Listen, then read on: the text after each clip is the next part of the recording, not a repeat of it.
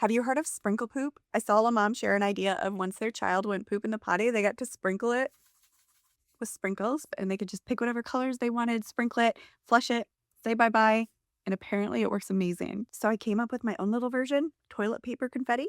I just colored some toilet paper with washable markers and cut it up. Getting them to go pee on the potty is one thing, getting them to go poop on the potty is a whole nother challenge. So I figured a little tiny bit of toilet paper sprinkles might do the trick. But can always go back to the actual sprinkles because I have heard really great things about this. As odd as it sounds, I think it might work. I've spent a lot of time researching different approaches for potty training. I've looked into different ideas, different things that have worked for other people, that hasn't worked for other people, and I've put together a game plan for my almost 3-year-old. I'll tell you what I'm planning to do based off of my past experiences and my more recent research. And then I'm hoping you'll give me some feedback on what worked for you, what didn't work for you, if I'm missing anything. If you're watching this video because you're about to potty train your child and you're looking for advice, I hope that this video will be very helpful for you. I have some great tips. And I also hope the comment section will be helpful for you. And if you have a question, please ask a question in the comments. If you know the answer to a question, please respond. Let's build a village. My first two were potty trained in a pretty unique way. They both had some really bad constipation when they were little. And I kind of learned to pick up on their poop cues, and I would just instantly set them on the potty because it was able to come out easier when they were sitting like that.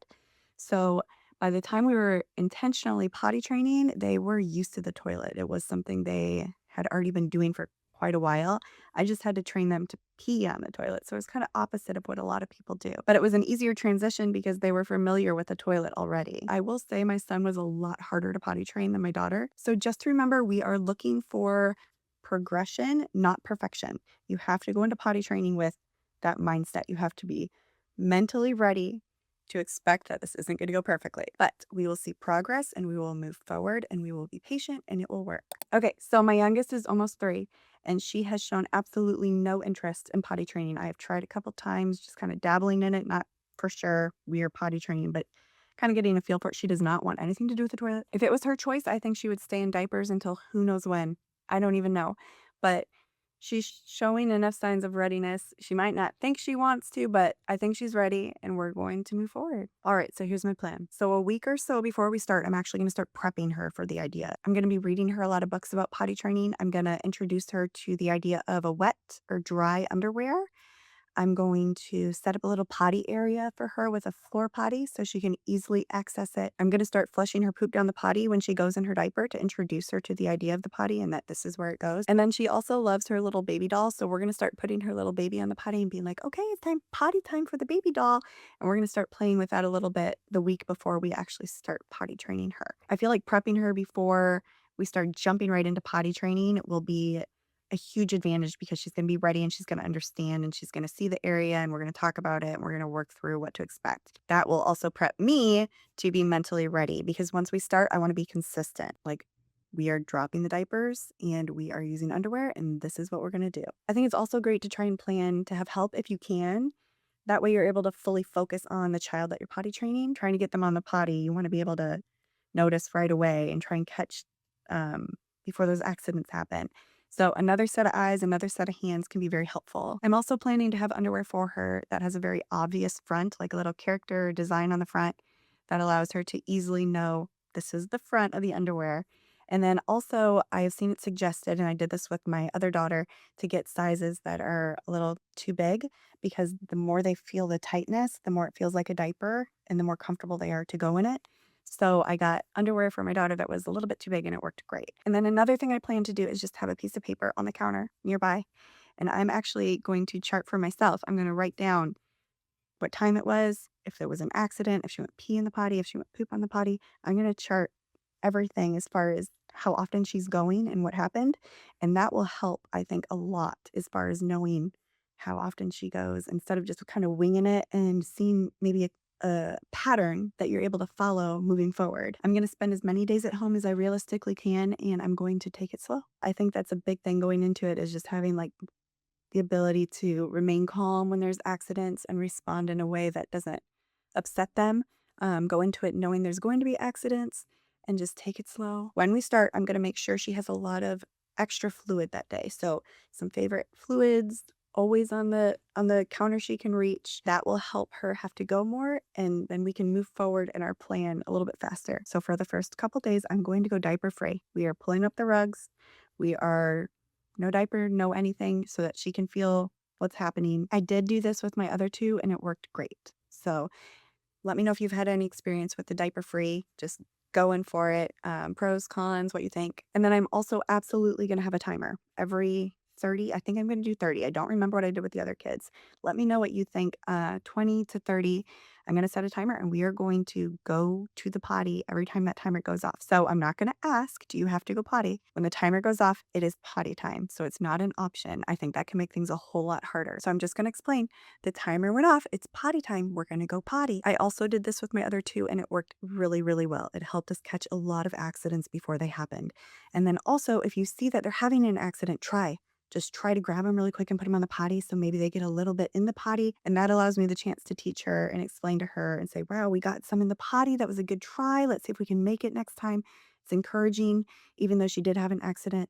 And then we're also just getting more exposure to it being in the potty. And then I'm not planning to let her sit on there for extended amount of time. I'm not going to let her sit there and read a book for a while or watch something. I plan to take her when the timer goes off. All right, give her, 5 minutes.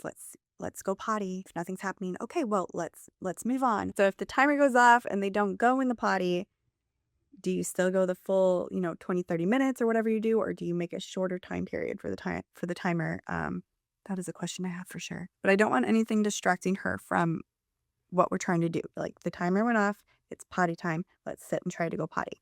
Now, when it comes to poops, sometimes they have to sit there a little longer. And that might come with learning cues and different things. What did you do for poops? I will let you know what I end up doing. So at least my plan right now, if I know she has to poop, I will let her sit on there longer and maybe read a book or something. If we're just going through our regular, like hoping we catch a pee, we're going to move forward if she doesn't go within, 5-ish minutes. After a few days diaper free, I'm going to move to the underwear. So again, a little bit looser, so it's not as tight fitting and comfortable like a diaper that they're used to going to the bathroom in. And then I've also heard the suggestion to like put a diaper over the underwear. Especially if you live somewhere that doesn't allow you to just let them go diaper free, like you have a lot of carpet, an apartment, different reasons that going diaper free just isn't an option. So you could put the loose fitting underwear on and then put like a diaper or a pull up over that. And that way when they pee, they still feel it. It's more wet because there's underwear there, but it's not making a mess all over the floor. And I think I would lean towards doing a diaper and just do like a really loose fit, enough of a loose fit where it catches it, but it's not snug because that's defeating the purpose of the looser underwear. A pull-up, I don't know, maybe you could get like a bigger size pull-up, which is nice because then they can practice taking it on and off versus a diaper. It's a little bit harder, but one step at a time, right? And do what works for you. I do also have the cloth training pants. I'll show you a video of them right here. My sister got it for me and they're great. I think you can swim in them too. I used them a few times with my other two, and they did work. I didn't really have a consistent thing with it. This time I'm going to try and skip it just because again, it's going to have that tight feeling around their waist and I really want to try that difference. Rewards.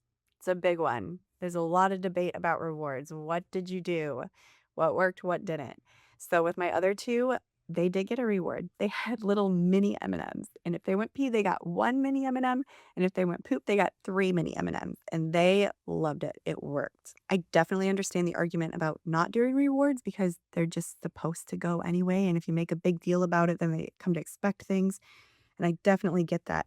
But it worked so well with my other two for us. And it didn't really have a negative besides the fact that I guess they did expect it. But that wasn't a big deal to us. We just gave them the mini M&M and eventually they just grew out of it and they were fine and it wasn't a problem. So I am planning to do that with my third, A, because she already knows about it, and B, because it did work for us. And they were little mini M&Ms, super small, but they loved it. They're excited about it. And it wasn't this huge treat. It wasn't this huge ordeal. It was a little tiny like speck of good job and it worked really well. I guess you could also consider this a reward to encourage the poop because that is, again, another level of hard. I really think it could make a difference. It could make my life easier. It'll make it more fun for her. And I really don't see a negative about it. I don't think it's something that's going to last for an extended period of time. I think it's going to be a great training tool, and then we will move on from it. Did any of you see a negative from the rewards that you wish you would have done it differently? One thing I do want to mention, if you decide to use rewards like we are going to, is to use the phrase like, first you go potty and then you get an M. We call them M's. First you go potty and then we'll get an M, instead of if you go potty, then you'll get an M.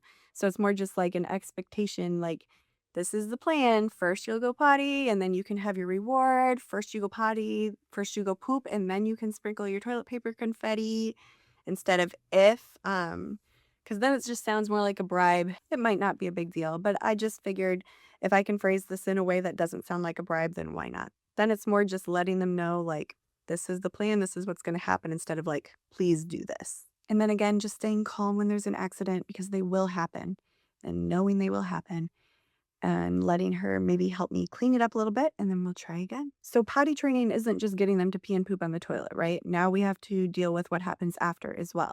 So there's numerous things to talk about when it comes to that. Nighttime, naps, car rides, public, if they go to daycare or preschool, and then regressions. Regressions can happen too. Tell me what you wish someone had told you about after potty training. For me, I don't think I really understood the regressions too much. I felt like, potty training, when we're done, and that isn't always the case. So regressions do happen. I wish I had known more about that. And then as far as what we decided with our first two is we potty trained for day. They still wore their diapers at night. They still wore their diapers when we were traveling.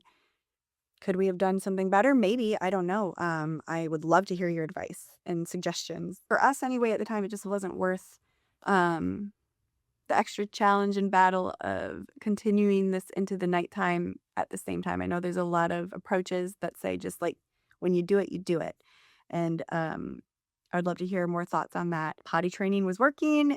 We were doing it, and then we were putting them in a diaper at night because we were able to sleep and not have to worry about it throughout the evening. As far as how that transitioned when we did move to underwear at night, I felt like it went really smooth. It really wasn't too hard. Like, we had some accidents, but for the most part, what's nice is we encouraged them to try to not to pee in their diaper and to pee in the potty when they woke up. And what's nice is you could see if they went pee in their diaper. So we could gauge if they were able to hold it throughout the night, and we were encouraging when they didn't pee in their diaper throughout the night. And when we felt they were ready, we moved them to their underwear. And again, this might be a great time to put the underwear under the diaper too, like even once they're potty trained, but at night, underwear under the diaper so they do feel it when they pee at night. Car rides in public also was not worth it for us. We just kept them in a diaper. Again, was that the right approach? I don't know. I don't have all the answers, but it worked for us. It was low stress. We encouraged them to not go in their diaper still, and we tried to have them still go pee in public as if they were wearing underwear, but we did not risk an accident happening. And I don't ever remember it being a problem. Is once we knew that they were not peeing in their diaper and they were ready and they were showing us they were able to hold it, then we put them in their underwear and we gave them more of that opportunity. Is like, okay, great job. You have really proven yourself to be able to pee on the potty, and we are so proud of you. And here's your big kid underwear for going out in public too. And then as far as regressions go, I don't have a lot of memories. I just remember sometimes it felt like we had to kind of re-potty train again, especially at night. There's just steps, there's times, there's moments, and you just have to kind of calmly redirect. We've done this before, you can do it again, encourage, and just know the regressions come and get through them. But any advice that you have for regressions, I would love to hear it. It has been a while since I've been through it. I do want to say with my firstborn, I was a little overwhelmed with the thought of potty training. I felt like I needed to do it sooner than I maybe would have originally, because I had my second born was on the way, and he was going to be 18 months when she was born. He wasn't really showing any signs of readiness. I was very grateful that a friend of mine said, "What's the rush?" In my mind, I thought, hey, you know what? Let's just get him out of diapers and move into, my second born's going to be in diapers, and then he can be done with diapers. It'll be easier. Looking back, I'm really glad I listened to her, because it wasn't that hard to deal with diapers. If anything, potty training is a big transition, and he was going to have another big transition with his little sister coming. It probably wasn't the best time to have all these new transitions and then also have the newborn and trying to keep up with my son, and where he was progressing with his potty training. I will say for my third, I did not have as much like, "Ooh, I need to potty train." Like I didn't have that like, "Oh, there's all this pressure. I need to potty train. They're getting older." I just really came to realize it doesn't matter too much. I mean, it's nice not to have to spend money on diapers, but being potty trained is wonderful in so many ways. But, within that first few months, especially, you're still like, it is a commitment. So when you're out and about, when you're traveling, you've potty trained your child. So there's more frequent stops. There's more you have to think about. Whereas when they're in a diaper, you can go. Yes, when they're ready, let's potty train, let's do it. It just didn't bother me as much with her. And I think that's because I knew what was involved with it. And I knew that it really isn't as big of a deal as I thought. But every family situation is different. So obviously do what's best for your family and the timing for your family. And if you feel like your child is ready way sooner and you're ready to commit to that, absolutely do it. Okay, here's what I need from you. That is my plan. Please comment what worked for you, what didn't work for you, what do you wish you would have known before you started potty training, what do you wish that you would have done differently? Am I missing anything? And then what happened after your initial potty training? And if you have a question, drop it in the comments. If you have suggestions, drop it in the comments. And please don't feel like your comment or your question is not worth sharing. It absolutely is. Everybody does things differently. Everybody has questions. Everybody learns from different experiences. And that is exactly why I want this village. In the coming days, I'm going to start my potty training prep. And I'm also going to keep an eye on the comments. And I'm going to read through all your comments. And then I'm going to potty train my daughter. And I really want to hear from you first. And then I'm going to make a follow-up video about how that went and also incorporate all of the feedback I've gotten from this video and hopefully just make a really great place that we can come together and talk about potty training and feel like there's a ton of great information within there. This is my first village video and I'm actually really excited about it, but I'm also very nervous. So please don't be afraid to share. I want to hear all the things.